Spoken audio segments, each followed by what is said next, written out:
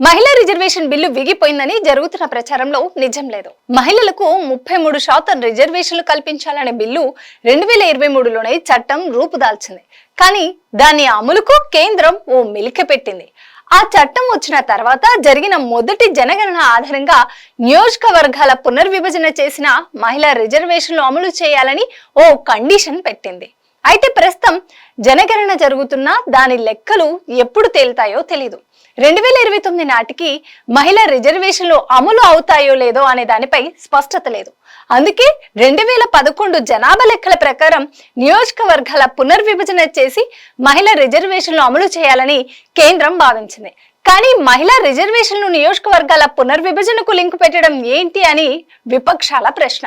Delimitation తో సంబంధం లేకుండా మహిళా రిజర్వేషన్లు 2011 జనాభా లెక్కల ప్రకారం అమలు చేయాలని ఇండియా కూటమితో పాటు బీఆర్ఎస్, బీజేడీ లాంటి విపక్ష పార్టీలు డిమాండ్ చేస్తున్నారు.